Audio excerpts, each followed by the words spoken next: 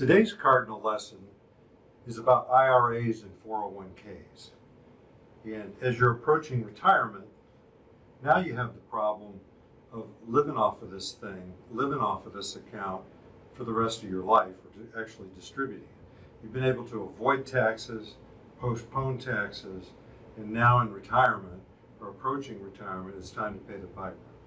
And what I want to do is I want to lead you in such a way that you're going to have the most money left over, or minimize those taxes for you to enjoy in retirement, and for your family to enjoy.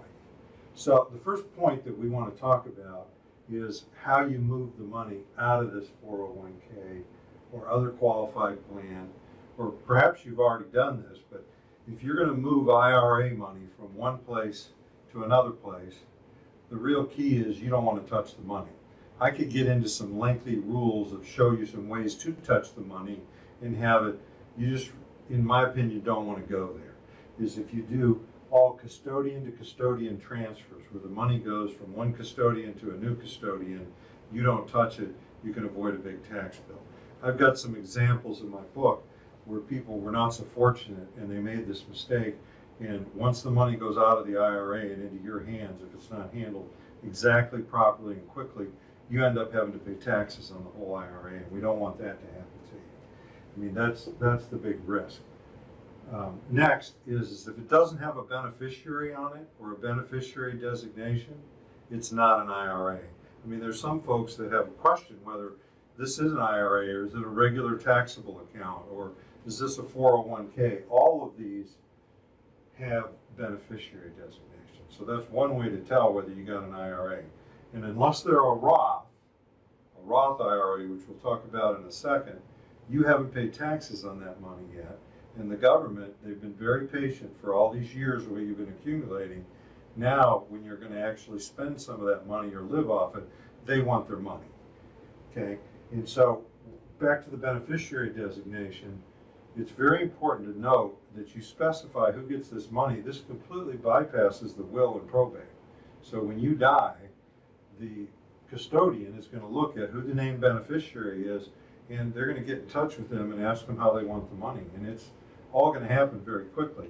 So we need to keep updated on those and make sure that we've got the right people down listed on our beneficiary. I mean, I can't tell you the people that we have either have no beneficiary or they put somebody down years ago when they began working there.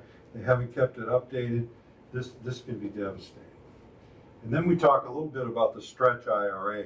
Is that if you have these designations filled out properly, then your beneficiaries will have the option, if they come to somebody like us, to stretch out the distributions over their lifetime so they're not stuck with a big tax bill. So this whole area of beneficiaries is very important. When we bring in new clients, we take a look at this, and I would encourage all of you to get those beneficiary designations out, read them, and make sure that they're set up properly. Now, next topic we're going to talk about is the old RMD, or required minimum distribution. So anything, I've got a little chip on my shoulder that anytime somebody tells me something's required of me, I immediately kind of the hair, but I'm just going to tell you, when you get to be age 70 and a half and beyond, and you have an IRA, it's now time to take out some of that money. And frankly, a number of you will be making withdrawals before this time because you need the money to supplement your retirement income. But many people just wait and they accumulate money in the IRA, and when they reach, it's actually, if you want to be confusing, it's April 1st of the year following the year you turn 70 and a half. I mean, it'd be really fun if the government can make this stuff easier. It's not. So just a point, along past 70, you now need to start taking out a certain amount of money each year. A little bit of complicated calculations, not too complicated, especially for somebody like me, but if you make mistakes in this or you don't take out the money, huge penalties. And basically the government wants their money now. They let you postpone it for all these years, and now they want their dough.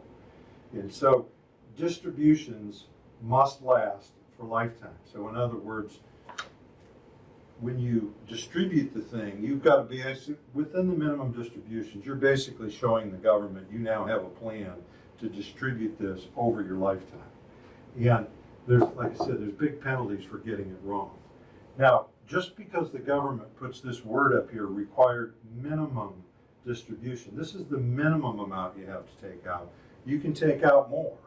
And a lot of folks, this is the government's plan. And my suggestion is that you would develop your own plan. It's like, what do I want to do with this IRA?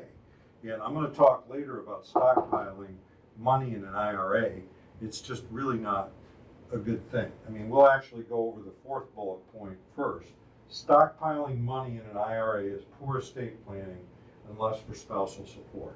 So there are some people that will stockpile money in their IRA so that when they die or their spouse dies, for them, that they can go on living off that and they'll have, you know, reduced Social Security. So unless it's for spousal support, but there's many people out there that have their children and grandchildren listed as their beneficiaries, and that's their savings account, and they're just stockpiling it. They're just taking the minimum, and it's not a good estate planning strategy. And I'm going to tell you why. Because when your children or grandchildren receive this money or have the right to the money as the beneficiaries, they're going to have, they got bills to pay. They got your kids and grandkids, they're educating them, and they need the money. And I just see this from experience. Some of them will stretch it out, but many of them are going to just pay the taxes and take the money out and use it for very worthy things. So, you know, just staying with the minimum, what I think is a better strategy is to plan in little bits to distribute that IRA over your lifetime. First of all, so you can have the benefit, pay the taxes, enjoy the money, or if you don't want to enjoy the money, just put it in another account, the net proceeds after the taxes, and then you'll have an account that you can leave to folks tax-free, okay? The Roth IRA, I mean, those were invented, they're actually 20 years old now, and it's a tax-free account, and it does not enjoy this tax deductible feature. So in other words, when you put money in a Roth IRA, you're putting after-tax money in there. So that means that it's going to be tax-free for life. So that's both a plus and a minus. But you're putting money in a Roth, it's after-tax money, and then the growth on it is tax-free, and it does not have required minimum distributions. So from a financial planning perspective, this is a great strategy, is to move some of your money and get some of your IRA, possibly all of your IRA money, into a Roth by paying the taxes, and then you'll be able to enjoy tax-free income in retirement. So, and you know, we talk about also in financial planning, income for life, withdrawing principal. I mean, that's part of the problem with IRAs. We don't know how long you're going to live, so we want to just draw the earnings. But a lot of times the earnings themselves are not enough, and they're certainly not going to meet minimum distribution. So we got to dig into the principal. And once we start digging into principal, we're liable to get into the 80s or 90s and run out of money. So we have some strategies to help protect you from that, so you don't get old and running out of money.